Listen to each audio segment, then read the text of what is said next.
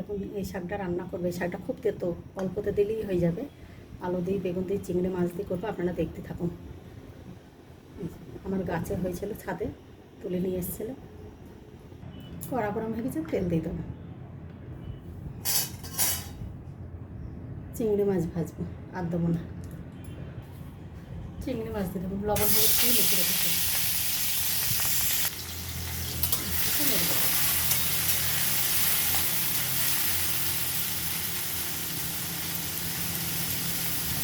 চিংড়ি মাছটা ভাজাবো। চিংড়ি মাছ ভাজা হয়ে গেছে, তুলে নেবো।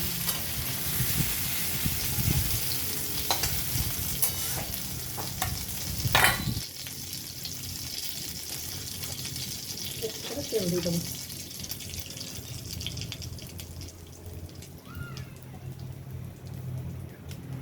আর তেল দেবো না।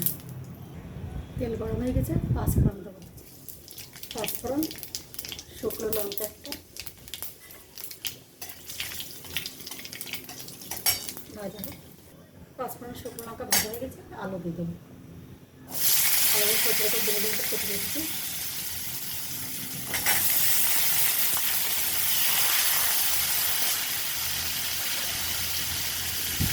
হলুদ দেবো।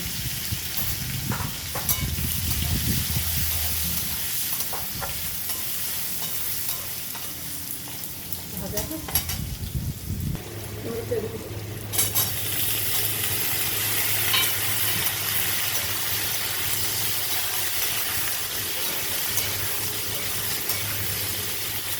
ভাজা হোক, এটা ভাজা হয়ে যাচ্ছে। হলুদ খাবো, হলুদ, লবণ, হাতে লবণ,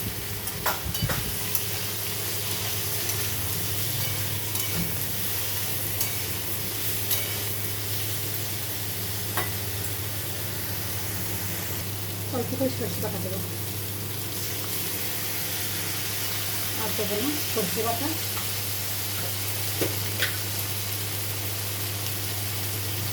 সামান্য কাঁচা লঙ্কা বাটা।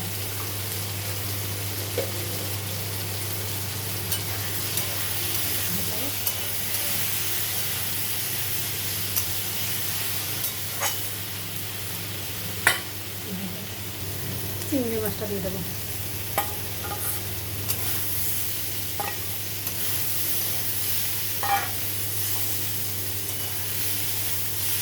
জল ঢেলে দেবো।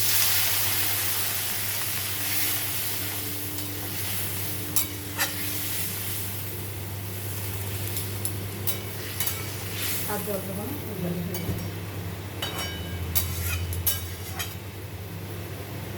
তাহলে চাপা দেবো। ফুটে উঠেছে, চাপা দেবো।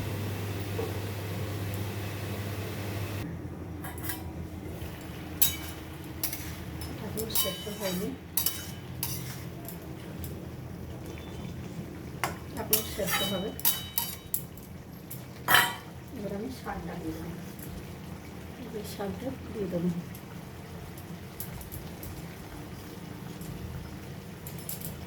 শাকটাই তাই তেতো হয়ে যাবে।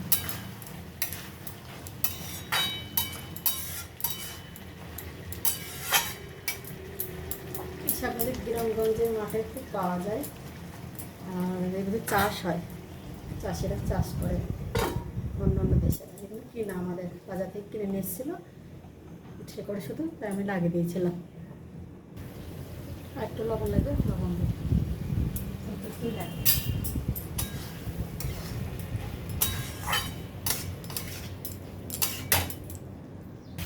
এরকম হয়ে গেছে, নামিয়ে দেখাচ্ছি। শাকের রেসিপি হয়ে গেছে। চিংড়ি মাছ দিয়ে, আলু দিয়ে, বেগুন দিয়ে তেতো শাক করেছি। আপনারা দেখে নেবেন কী করে করেছি।